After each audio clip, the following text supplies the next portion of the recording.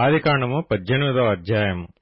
మరియు మమ్రే దగ్గరనున్న సింధూర వనములో అబ్రాహాము ఎండవేళ గుడారపు ద్వారమందు కూర్చుని ఉన్నప్పుడు యెహోవా అతనికి కనబడెను.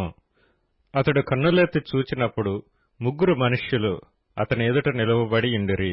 అతడు వారిని చూచి గుడారపు వాకిట నుండి వారిని ఎదుర్కొనుటకు పరిగెత్తి నేలమట్టుకు వంగి, ప్రభువా, నీ కటాక్షము నా మీదనున్న ఎడల ఇప్పుడు నీ దాసుని దాటిపోవద్దు.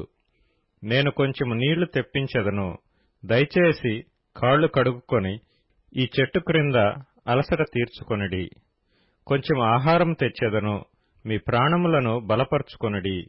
తరువాత మీరు వెళ్లవచ్చును.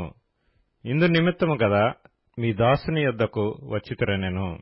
వారు నీవు చెప్పినట్లు చేయమనగా అబ్రాహాము గుడారములోనున్న శారా యొద్దకు త్వరగా వెళ్లి, నీవు త్వరపడి 3 మానికల మెత్తని పిండిని తెచ్చి పిసికి రొట్టెలు చేయమని చెప్పెను. మరియు అబ్రాహాము పశువుల మందకు పరిగెత్తి ఒక మంచి లేత దూడను తెచ్చి ఒక పనివానికి అప్పగించెను. వాడు దాని త్వరగా సిద్ధపరచెను. తరువాత అతడు వెన్నను పాలను తాను సిద్ధం చేయించిన దూడను తెచ్చి వారి ఎదుట పెట్టి, వారు భోజనము చేయుచుండగా వారి యొద్ద ఆ చెట్టు క్రింద నిలుచుండెను. వారతనితో, నీ భార్య అయిన శారా ఎక్కడనున్నదని అడుగగా అతడు, అదుగో గుడారములోనున్నదని చెప్పెను. అందుకాయన, మీదటికి ఈ కాలమున నీ యొద్దకు నిశ్చయముగా మరలా వచ్చెదను. అప్పుడు నీ భార్య అయిన శారాకు ఒక కుమారుడు కలుగునని చెప్పెను. శారా ఆయన వెనుక నుండిన గుడారపు ద్వారమందు వినుచుండెను. అబ్రాహామును శారాయును బహుకాలము గడిచిన వృద్ధులై యుండిరి.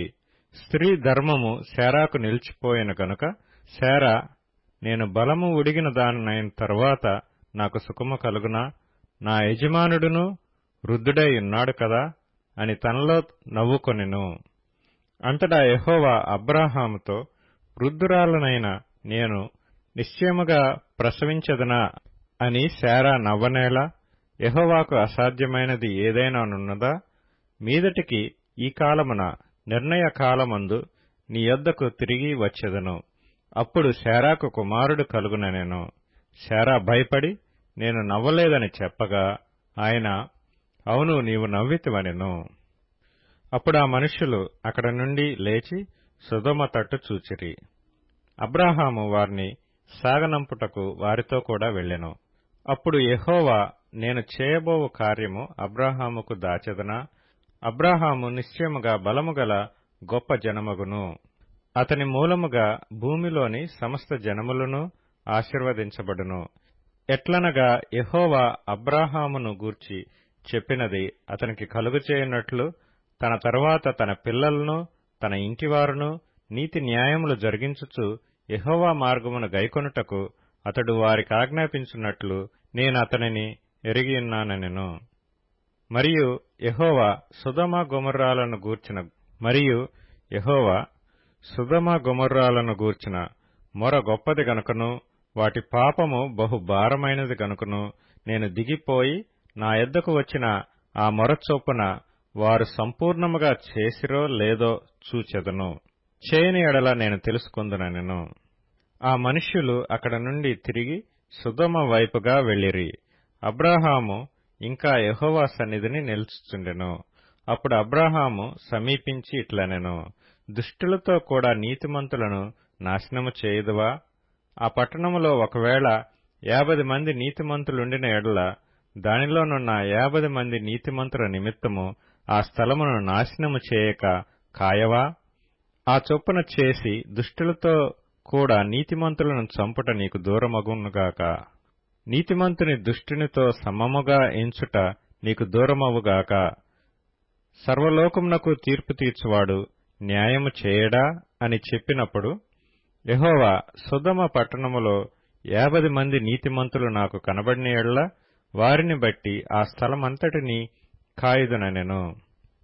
అందుకు అబ్రాహాము, ఇదిగో ధూళియు బూడిదయు నైన నేను ప్రభువుతో మాట్లాడ తెగించుచున్నాను.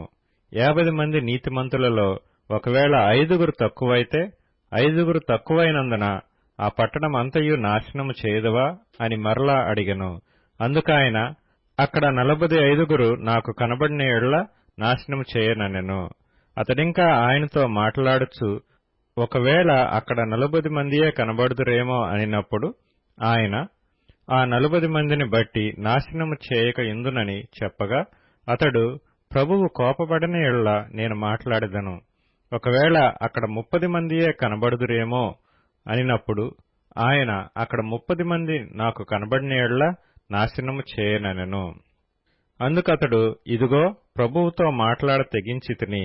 ఒకవేళ అక్కడ 20 మంది కనబడుదురేమో అనినప్పుడు ఆయన, ఆ 20 మందిని బట్టి నాశనము చేయకుందుననగా, అతడు, ప్రభువు కోపపడిన యెడల నేనింకొక మారే మాట్లాడెదను. ఒకవేళ అక్కడ 10 మంది కనబడుదురేమో అనినప్పుడు ఆయన, ఆ 10 మందిని బట్టి నాశనము చేయక యుందుననెను. యెహోవా అబ్రాహాముతో మాట్లాడుట చాలించి వెళ్లిపోయెను. అబ్రాహాము తన ఇంటికి తిరిగి వెళ్ళెను.